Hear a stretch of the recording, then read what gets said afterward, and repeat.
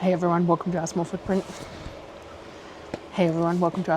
My name is Nyssa. If you're new here, we are a large family living off-grid in Australia. I am going to do a bunch of different things, so I thought I would flick the camera on. I'm still not 100% sure exactly how this year is going in regards to how I'm going to schedule videos or anything else like that yet.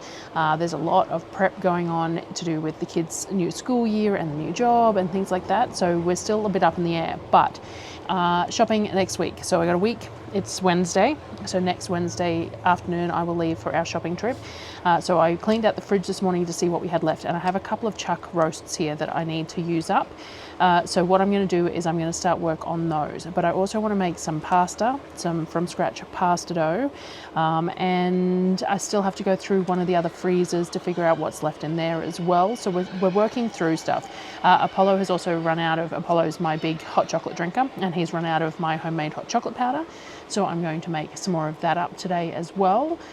And I can't think of what else right this minute, but we're just going to get started. It's late. It's already 2 o'clock in the afternoon. It has been a long day already. It is hot. It is muggy. And just, you know, summer. Summer is just a little bit crappy. But first up, we're going to cut up these chuck roasts into some cubes so that I can get them seasoned, floured and browned, and then we will figure out what we're going to do from there. I might make a ragu because if we've got fresh homemade pasta, that would be really nice.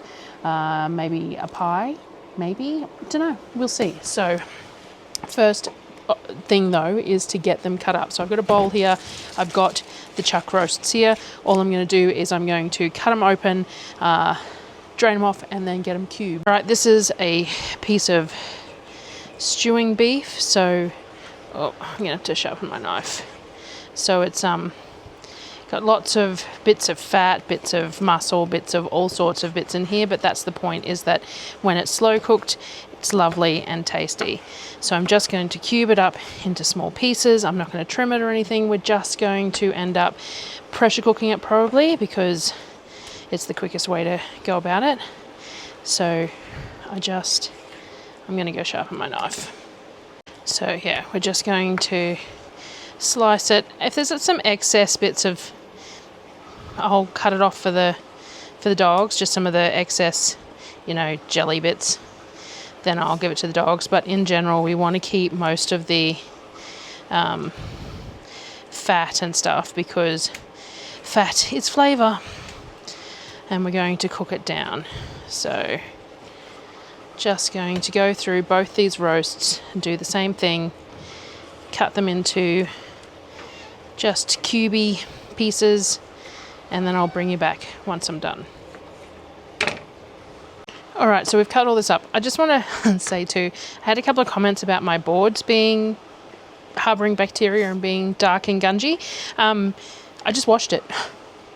That might be why they look different in different shots. Like, I just cut the beef up and then I took it to the sink and I scrubbed it with a scour and some detergent and my knife because I'm going to cut veggies up, and the veggies are going into the stew. So it doesn't need to be pristine, but it was a scour and detergent was used.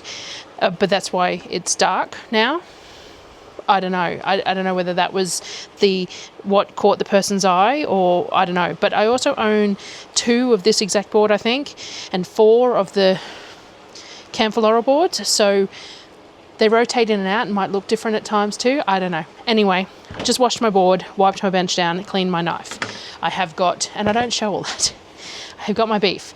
I am going to season the beef in the beef directly. And then I will probably season my flour as well. Looks like I could do with some more pepper cracked, unless I've got some in here too. Nope. So I need to crack some more pepper, and my salt pig is missing too. So I need to find that. I think it was used on the dinner table yesterday.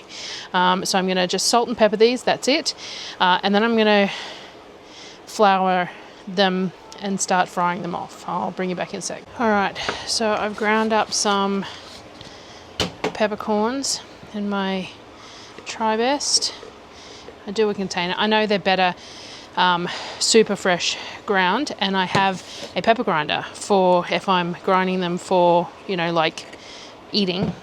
But I do like to keep just some ground up for ease of cooking. So we've put a couple of tablespoons of pepper in there, and maybe a tablespoon and a half of salt. And I'm just going to, this bowl's a bit small, but we'll make it work. I might transfer it to the big bowl because I want to flour it as well. So my big all-purpose mixing, having the wider top just makes it so much easier to mix things through. All right, looking at that, so this is why I season the meat before I season the flour, because you can actually see how much seasoning's on this. I'm going to add a bit more pepper and salt, so I'm just going to wash my hands first. So I'm just going to probably do the same again, salt and pepper. And I prefer, that looks good. Looks like everything has a little bit of a coating on it. All right.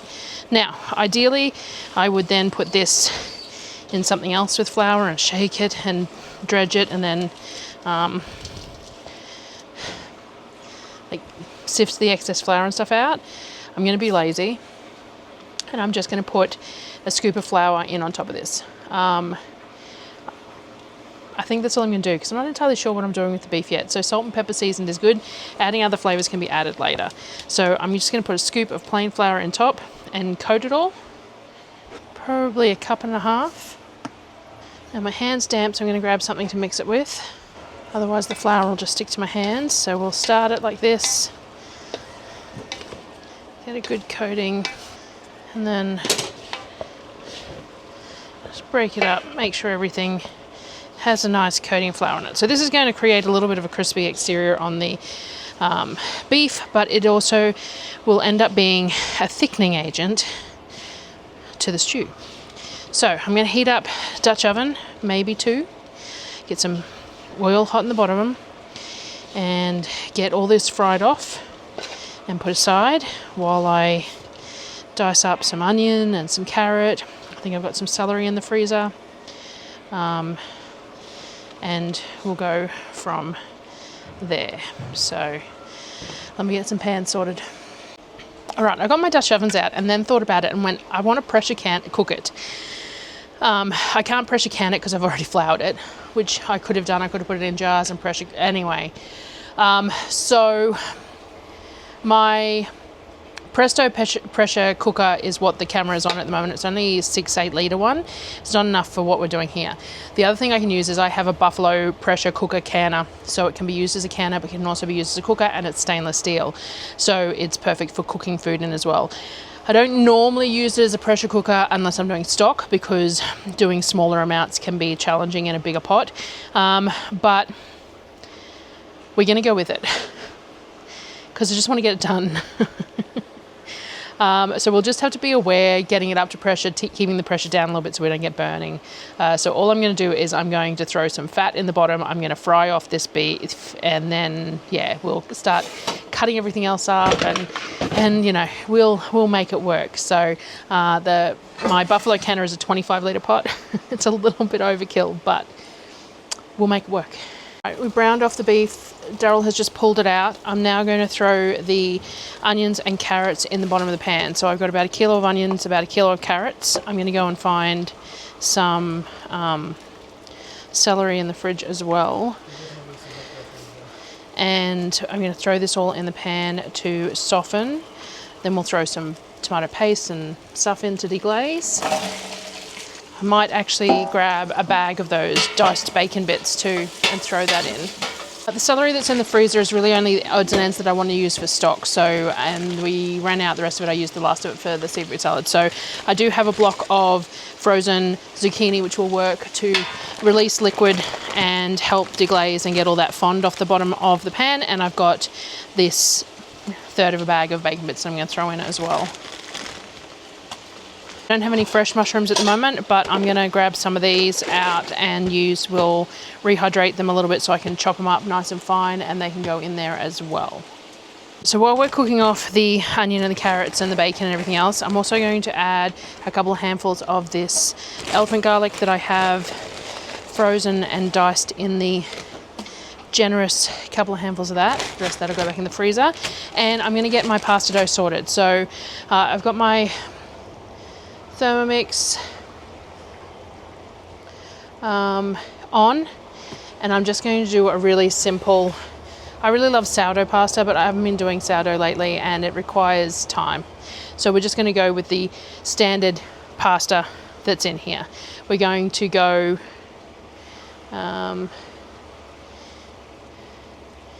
going to scale it. Let me remember how to do that. Scale it to 10 serves and start. So we want 500 grams of plain flour. We want 5 eggs. As always, cracking them into a bowl first because they're eggs from our chicken pens. So 5 eggs, says 53 to 63 grams each. We're actually short on egg there, which is easy to happen when you're using Aracuna eggs as well as other ones.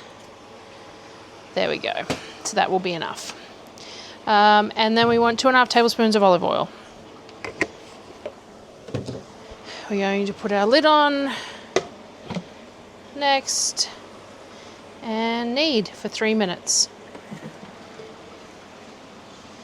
All right, I need to figure out how to get you taller. So this is the pot with everything, has deglazed the bottom, everything's come off. Now, I don't have wine in the house, so I'm using some balsamic vinegar, a bit of Worcestershire sauce probably, and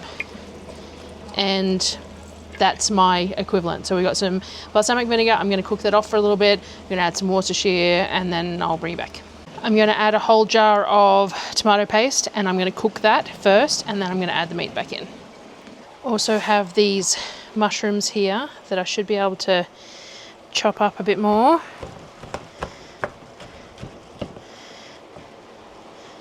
Some bits are always harder to chop up than others. It is going to be pressure cooked, so it's not a big deal, but they do swell up quite large, the really big bits, and there's a few, including me, who quite like, well, I quite like the flavour of mushroom and things, but I'm not fond of the texture.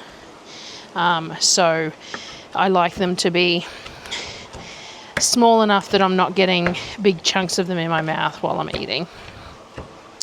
So just cutting them up a little bit so any of the really big bits end up a bit smaller. And I'll throw the water in as well because that has all the flavours from the mushroom as well.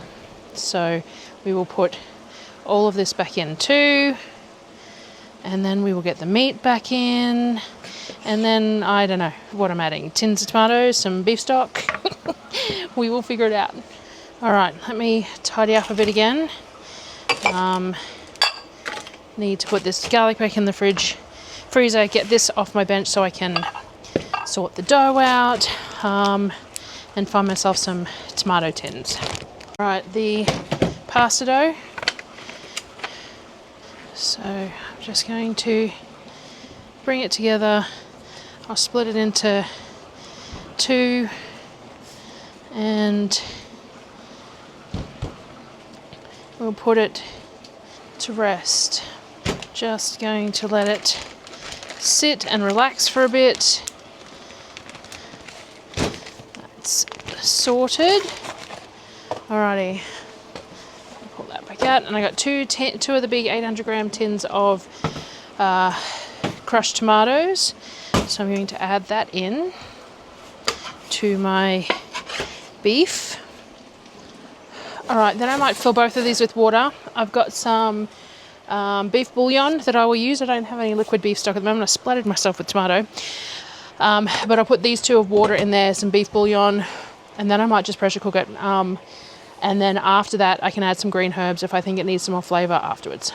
All right, so I'm sorted. Now, I've turned the temperature down to low. I'm going to put the lid on it. I'm going to bring it up really slowly. Because this is only about a little over a third full, between a third and a half full, There's lots of headspace in here. So when you're bringing things up to pressure with this much headspace, it takes a little bit longer to get to pressure, and you can burn it on the bottom, which is why I don't normally pressure cook this kind of an amount in this size pot, but I didn't leave myself a whole lot of choice. So I'm going to put the lid on it, but I'm going to bring the pressure up nice and slowly. I've scraped the bottom really thoroughly. There's nothing stuck to the bottom at the moment. And then we'll simmer it up to build the pressure to get up to heat. And then I'm going to pressure it for 45 minutes. I don't want it to be shredded beef. I want it more like I do want it to fall apart, but they're only small cubes. So 45 minutes is probably plenty. So I'm going to put the lid on it and do that. I'm going to let the dough rest for another 15 minutes, and then I will come back out and start rolling that out, try out my new pasta dough roller, and I'll share it with you. But that's where we're at the moment. It smells amazing. All right, so it's still coming up to pressure. I bought myself a new pasta roller recently. This goes in my KitchenAid. I had one, and it was just a generic branded one that I got on Amazon. It wasn't a KitchenAid brand, and it drove me nuts because I couldn't clean it. I just could never get it clean enough. Like they say that you just dry it with a brush and all the rest of it. Nothing, it never worked. So when I saw this one, and the fact that it has a piece that's going to be difficult for me, has a whole piece that comes off, so I can access all the bits and pieces in here to clean it. I was really excited. It also has the 3 pieces, so it has the flat and the cuts. Now, I haven't owned one of the ones that cuts it before because I didn't see the point in swapping plates or having to do all the flat and then bring it back and do all the other side, so I didn't bother. I used to just cut it by hand, but it'll be kind of neat if I can cut it with the pieces as well, so we're going to give it a go anyway. I haven't used it yet. We're just going to see. It is quite large, it is quite heavy.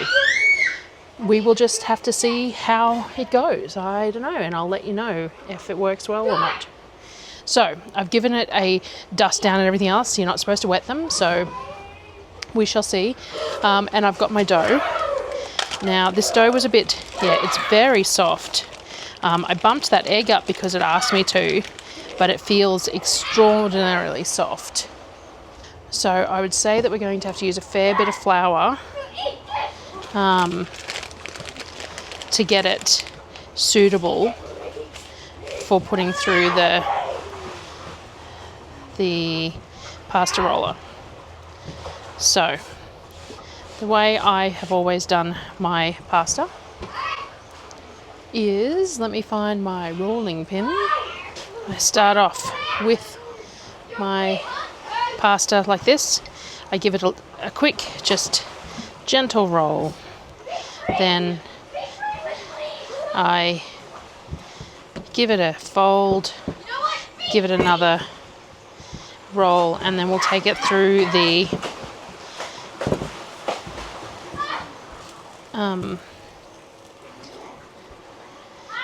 first time.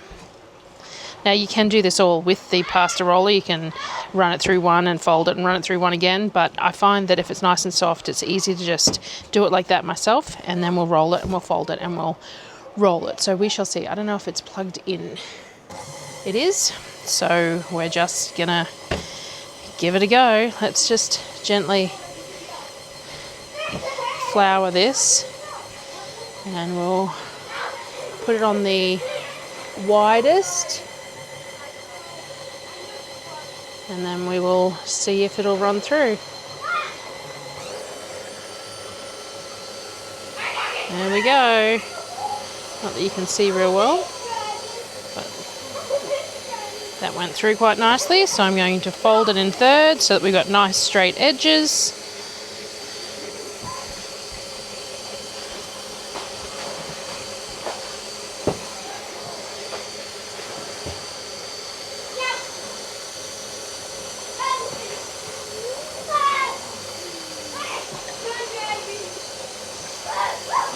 Getting a bit caught up. So that was too thick for this, obviously, which is fine. What I'm going to do is take off the bit that worked well and run that back through.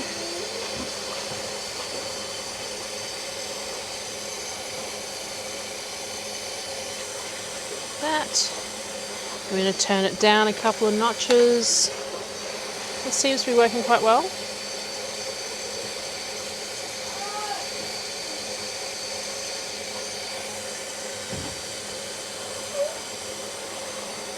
By children. Alright, let's take this through on the last thickness, which is 1. Looks to be going quite well.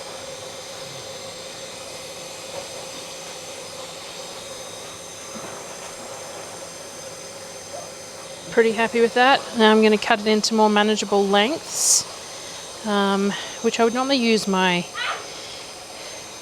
pastry cutter for, but it's fine.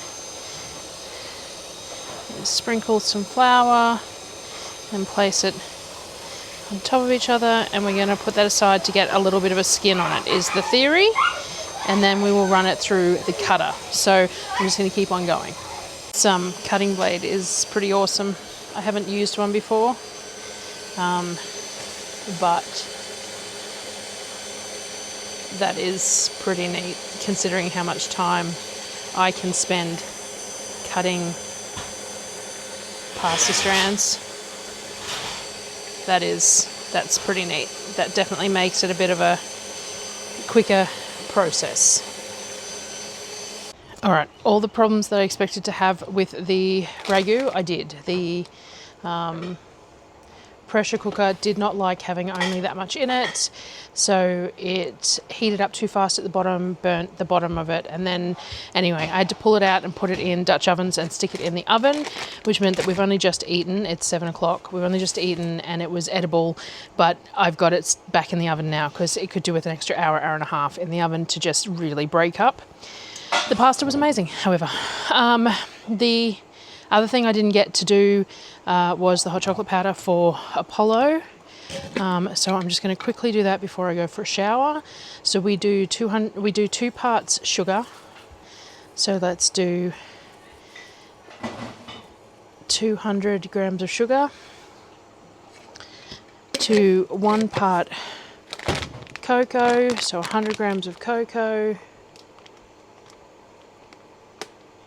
And I'm going to, this is just a fairly small batch, I'll make a bigger batch another day. And then what we want to do is we want to grind that sugar up really nice and fine with that cocoa. We're going to add our milk powder, which in our case is coconut milk powder. I buy this in bulk in 15 kilo bags, and you want 1.5 to 2 parts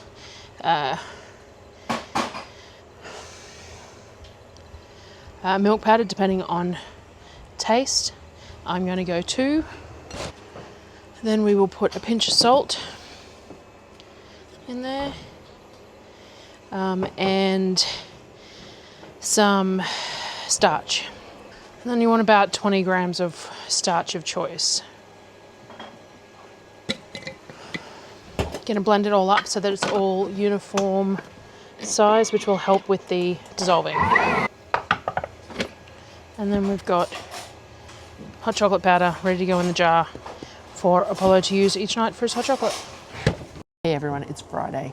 I really should have spent the day in the kitchen yesterday and have had a video out this morning, and I didn't, so this is going to have to come out tomorrow because I have to finish stuff today. We spent all day yesterday rearranging our living space. I will share a little bit of that on the next Sunday Squirrel. We've been reorganizing the space as the kids get as they get older and their interests change and things like that. The layout of the house needs to alter as well. We did have it sort of rabbit warren like initially, so there was little sections that were all, you know, enclosed for different things, and we've just opened the space right up. But there's a lot of cleaning that goes on with that, as always. You end up having to go through every cupboard to discard stuff that's been in there since last time you moved to that cupboard. And things like that. So it was a whole day of doing that, and we're not done yet, but we've made some good progress. But I have that ragu that didn't work out how I wanted it to work, but is still very tasty, that I'm going to turn into some pie filling. Now, the mushrooms did not break down properly because I didn't spend time cutting them because I was going to pressure cook them, which means that they're quite chewy and just not my cup of tea. But what I might do is pull a bunch of the solids out and then puree the sauce up with the mushrooms and stuff in it to thicken it up, which will work really well for pie filling too. So I'm going to do that, I think. So I need to make pie dough first though, so because that needs to go into the fridge for a little bit. Someone was asking to make cupcakes yesterday, and I said that they should use the pre-made muffin mix because it's just quicker, easier, less mess, and they told me there wasn't any. So I was going to make some more muffin mix, except that I just found an entire jar of muffin mix. So I don't remember when I made that last. It was a while ago. So I'm going to whisk that up and add a bit more baking powder to it just in case, and whip up some muffins for the fridge freezer. And get that sorted so that they've got those to access. What else did I need to get done today? I was looking at doing some sort of a brioche roll. We've got some excess nectarines and peaches in the fridge still that they are eating through but are starting to go wrinkly, so I'm going to have to decide what to do with those. And I still need to finish going through fridges and freezers because it's shopping next week, so I'll just bring you along with what I get done, which may be less than I hope. We will see how I go. I was thinking maybe just some flatbreads for lunch or something too, something simple. Since I'm already out in the kitchen. I haven't had coffee yet. I'm still making coffee. Darryl had a bad night last night, and I've been up and down since 3 o'clock, so I'm pretty pooped. May need a nap this afternoon. But coffee is a must, so I'm getting that done first. All right, so we'll start with the pastry because that needs to get done now. Normally I make my pastry with lard that I've rendered myself, but I haven't rendered lard in a while. So I have some tallow-esque type store-bought stuff here that people said was quite good. So I'm going to put 400 grams of plain flour, a pinch of salt. Of course, there's no salt in my salt jar. All right, pinch of salt. We're going to do 60 grams of this solid fat.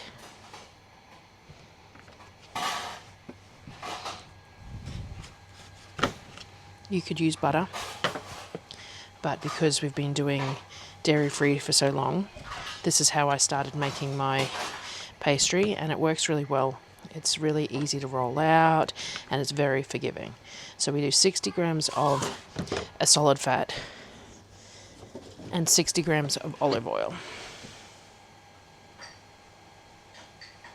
So we've got 120 grams of fat in there all up.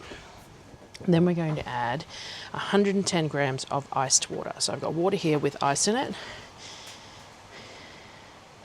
Oh, I just went way over then. I'll probably have to add a bit more flour. I wasn't watching what I was doing. So then I'm just going to put it on speed 5. Let's have a look at it. And there we go. Now, it's probably a little wetter than it should be, but I'm just going to leave it like that. So you just want it in a small ball stage. And then pull out my dough mat. And we're going to tip it all out on the dough mat. And this is enough for a top and a bottom of a pie, so I will make another batch as well.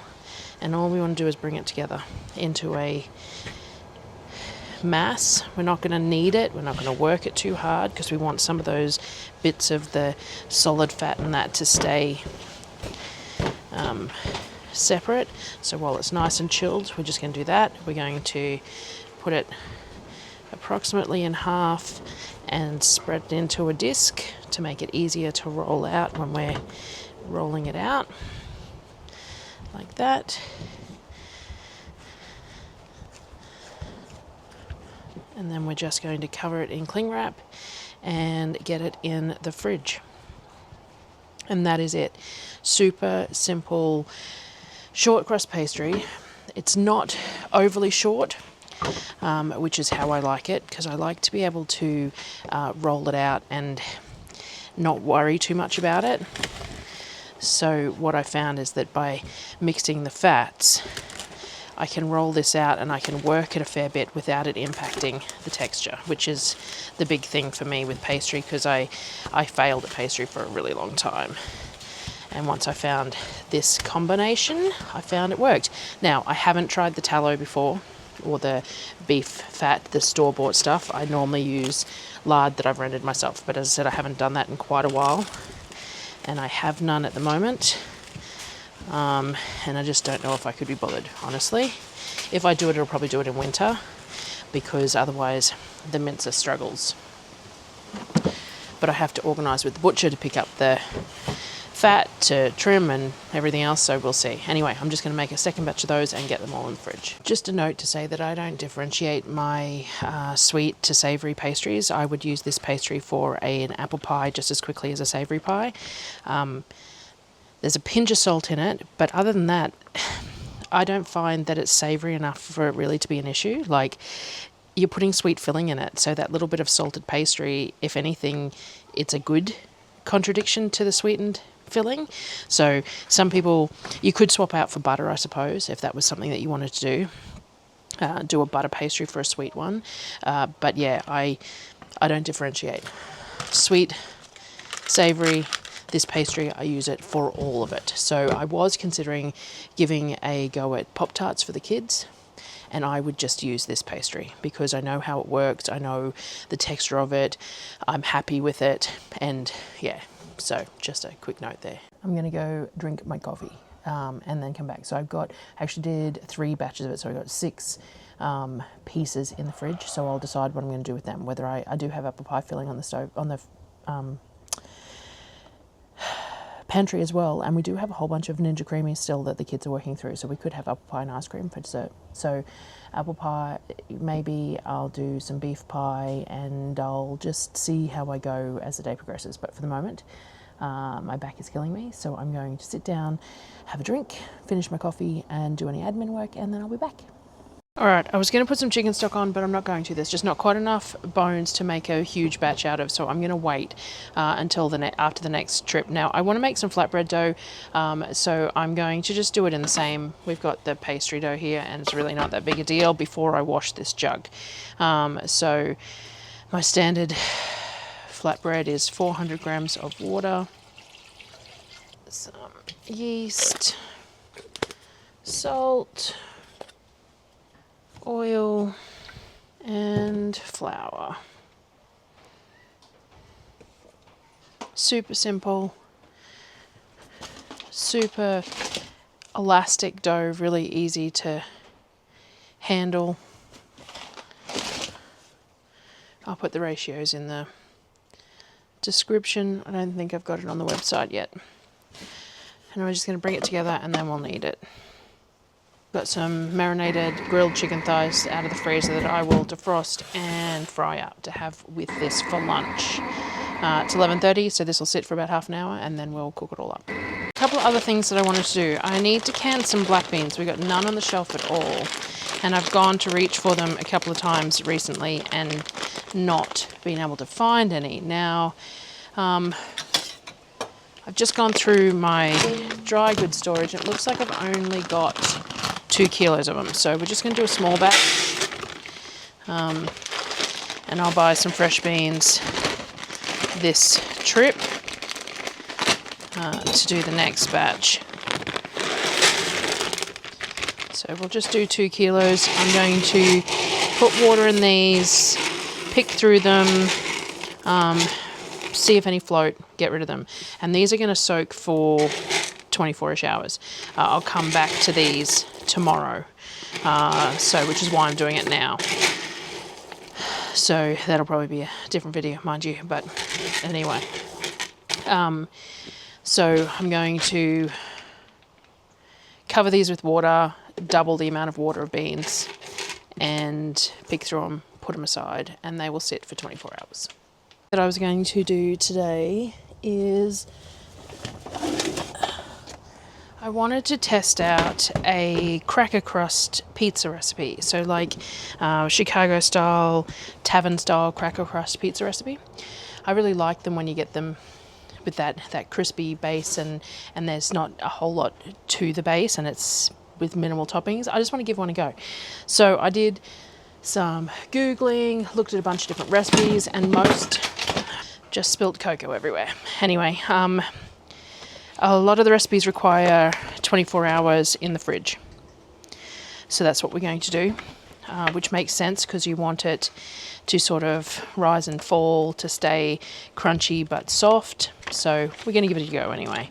I wrote down a couple of recipes. Here we go. So we're going to go with about, it's lots of different ratios. So it's a matter of just deciding what we're going to try first.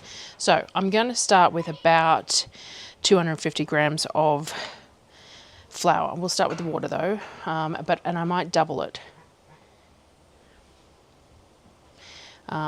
So we'll start with say 360 grams of water. I don't know why I'm doing it in this container. This is the container to put it in afterwards. I need my KitchenAid bowl.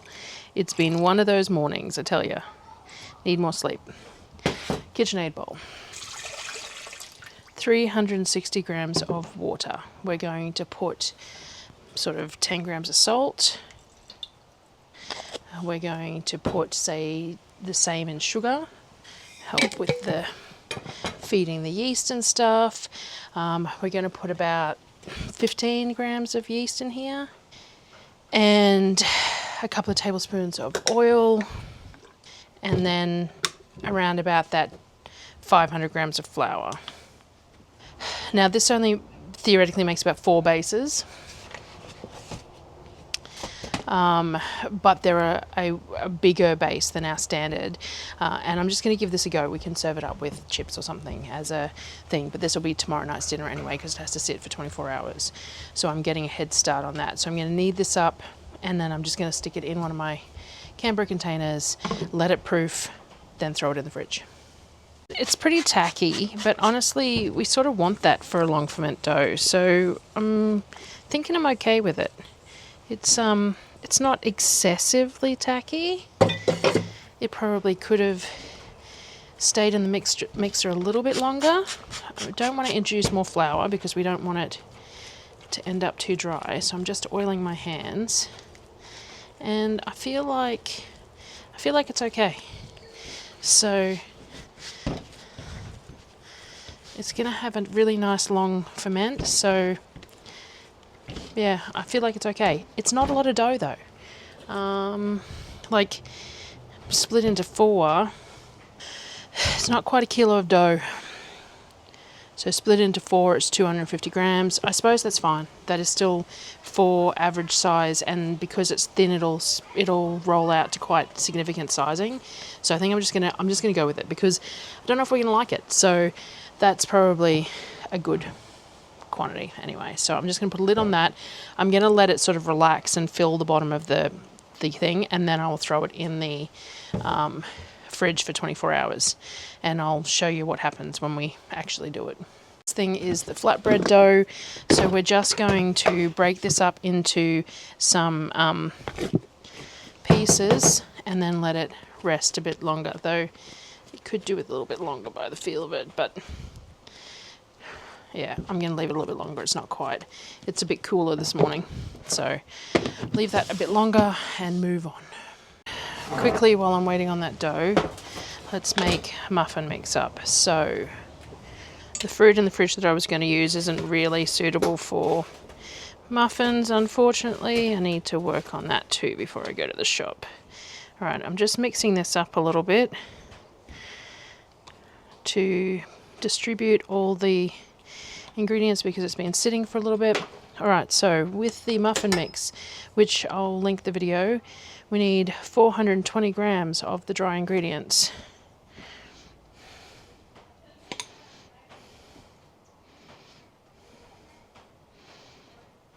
There we go. 420 grams of the dry. We need 125 grams of oil.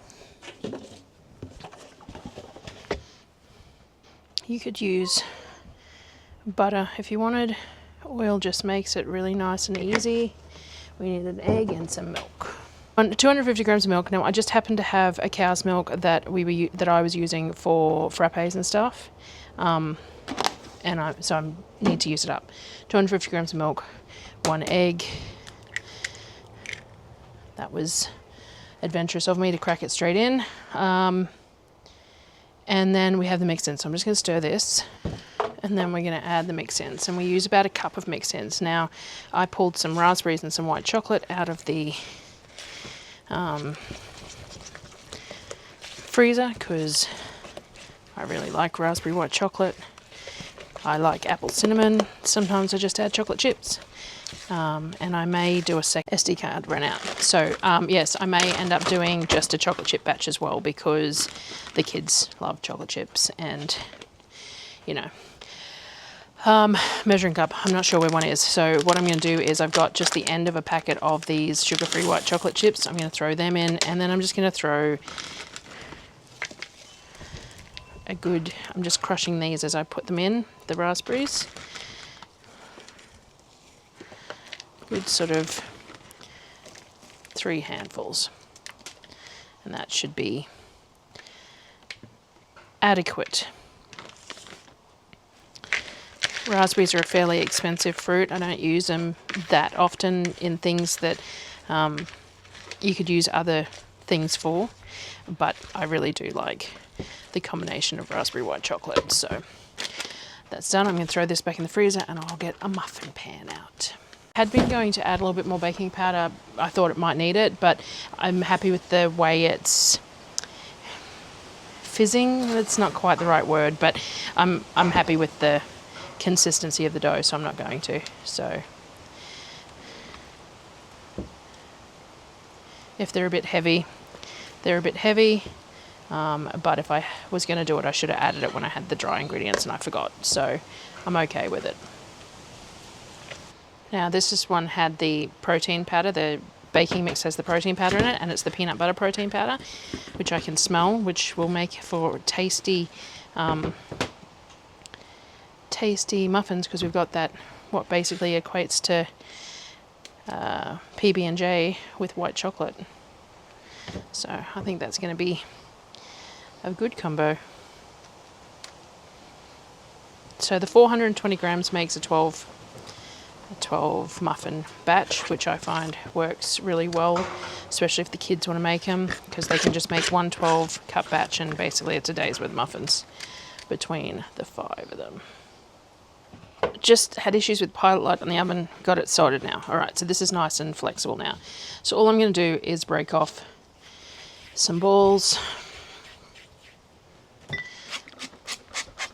And by the time we get to the last one, the first ones are pretty much ready to be rolled out. I used to weigh these out to 45, 50 gram balls, but that was partly because the amount of dough made exactly how many we needed for the 8 of us to have 2 each or whatever it was. But now that there's only 7 of us and Darryl doesn't eat them, it really doesn't matter. So I just put them into similar sized balls. I'm just going to get all of these pulled apart, rolled, placed, oiled and left for 10 minutes. Then I'm going to get my pans ready and I'll come back. Chicken heating. Flatbreads are done. So we're just going to have chicken, cheese, mayo, whatever, and the muffins are cooked off as well. So we're going to have lunch and then I'll come back out to deal with the other dough and the pies. All right, when I split my pie dough, I tend to make one slightly larger than the other because the base takes a little bit more dough than the top. So this one's about 350, this one's about 300. So we'll do the slightly larger one to go in the base of the pie. Dough is pretty forgiving. A little bit of flour helps though. And just gently work it out into a round. Perfect circular pie dough is not a significant forte of mine, which is why this dough works so well, because it's very forgiving at being patched and shaped and everything that needs to happen to it. So we get a close enough is good enough, and then I patch it if need be. And we want it thin enough that it's not overpowering to the filling, but thick enough that it's got some substance to it as well. So there's a few things with pie dough that are not necessarily the easiest things in the world to get right, and I have always struggled a little bit with, but I have definitely found that by moving to this part oil, part fat dough has been that I get a much more consistent result. So then we place it in the pie dish, and we're just going to plop it in, and we want it to go, we don't want to stretch it any more than it sits in the pie because it'll shrink. So if I've got a little bit that isn't quite at the crimping, I just grab a piece from somewhere else and plop it on until there is pie dough all the way around the edges of the crimping, like that. All right, now we hit a snafu, and I actually mentioned something to Darryl about the pie when I was putting it in the fridge, that it looked like the oven had been left on low for until I left it in the oven to protect it, but it looked like the oven had been left on low for hours and hours and hours. It hadn't been turned off. So it's burnt. All up the sides is burnt. I'm not happy with it. The whole thing is gonna taste like burn. We're gonna compromise. I need to make a pie because that's the plan for dinner. I have a jar of beef birria here, and I have a jar of vegetables, probably some chicken in here, some sort of meat and vegetables that have been canned as well. I'm gonna drain both of these. I'm not sure whether it's pork or chicken. I don't really care. It's not gonna make much difference. We're gonna drain that and put that meat and veg in there. Then I'm going to do the same thing with the birria, and we're going to put the beef in here as well. Then, do you know what? That's chicken, not beef. Cool, so that works even better. It was chicken and vegetable soup, chicken, marinated chicken, canned stuff. All right, I really need to label my jars better, don't I? Now, we're going to blend this together. So we've got chicken and vegetables, heavy on the chicken, but you might need another jar of vegetables in there actually. So again, we got chicken and vegetable soup. We'll probably have 2 pies worth, which was the plan anyway. All right, chicken, vegetable. Now I will need to make a gravy for this. So I've made my life super challenging, but that's fine. So we have chicken and vegetable pot pie, basically. That's what those jars have turned into. I'm going to heat up some of this gravy. It's basically chicken stock and the meat juices, and mix some gravy mix through it and mix that through here. Now, chicken, we might do a white. Do I want a white sauce rather than a... I would normally do a white sauce for a chicken pot pie, so that's probably what I'll do. Let me get sorted. So what I'm going to do is I'm going to do a quick white base sauce for the pie. Now, pies are better off with cold filling, so I'm not going to heat the meat or anything. I'm just going to make the white sauce, mix it through the pie base, and then put it in. We shall see how we go. So I'm going to put a bit of butter in the pan. Let me grab a whisk. Don't need too much either. This is going to be very much a throw together thing. I don't want it too thick. I don't want too much liquid, but we need something to carry all that filling. So melt some butter. Decent amount of butter because we're going to make it a fairly thin sauce. So we're going to do sort of double the amount of butter to flour. Normally you do 1 to 1 to get a nice thick sauce, but we're not looking for that really thick pourable sauce because it's going to thicken up in the pie as well. Content here I've screwed up royally. Anyway, Okay, so we've got the butter melted. We're just going to add a bit of flour. That was just what I had in the scoop from the bench. All right, like that. I need to turn that heat down a little bit because it's hurting my hand. All right, I want to put a dash of Dijon mustard in there. I'm not going to season it much else though, because we've got all this lovely seasoning in the chicken and soup stock. So I'm just going to mix that through, cook off that flour a little bit. I would have liked a bigger pan, but I couldn't find one. Kids haven't done the dishes yet. And then we're going to add some of that liquid, whisk it up, add a bit more. Of course, I could have done this in the Thermomix and not had to stir it, but my bench is cluttered and we only need a small amount. Let's turn that heat up just a little bit to try and get it to bubble and thicken, because that liquid was cold. Easier if you start with warm liquid actually, but it's fine. So we've thinned it out a bit more than I would like, but so we're just going to use the heat to thicken that up a little bit, and I probably will add a little black. Actually, I won't add any seasonings because the chicken was marinated before it was canned, and so it was in my normal, paprika, salt, pepper, all that sort of stuff. So I'd imagine that this liquid, I will taste it once it's cooked off a little bit more. I'd imagine that this liquid will be plenty. But man, what a yeah. It'll all still taste good. It'll all come out in the end. Come on, heat up for me. All right, that's plenty thick enough for the purpose that we want. So I'm just going to add that to the rest of the filling, and then I'll split it between 2 pie cases. All right, let's fill this one. Of course, my mic battery is now running low. That's, what happens. So this looks good now. It's chicken and vegetables, lots of gravy in it. We'll use half in each pie, and it will be whatever it ends up being. I actually feel like there's probably not quite enough for 2 pies here, but normally I would stuff these pies a bit fuller, but we will do that. And it is, yeah. Grab me a little bit more flour out of that tub, please. Just a little bit. So then I'm just going to do the same thing with